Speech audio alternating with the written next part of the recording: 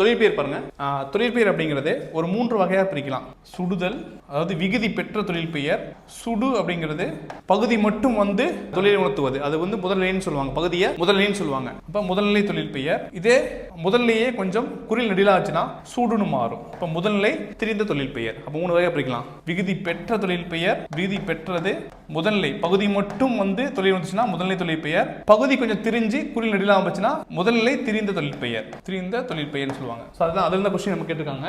இப்ப முதல்நிலை தொழிற்பெயர் அல்லாததுன்னு கேட்டிருக்காங்க. புரியுதுங்களா?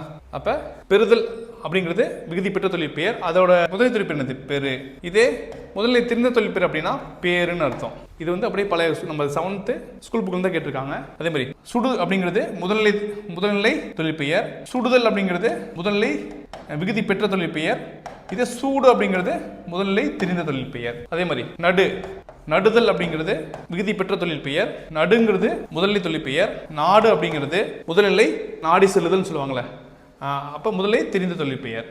அடுத்தது இது வந்து விடுதல் முதல்நிலை தொழிற்பெயர். சரி, விடுதல் அப்படிங்கிறது விகுதி பெற்ற தொழிற்பெயர், விடு அப்படிங்கிறது முதல்நிலை தொழிற்பெயர், வீடுங்கிறது முதல்நிலை திரிந்த தொழிற்பெயர். அப்போ இது டிஃபரெண்டா இருக்கா?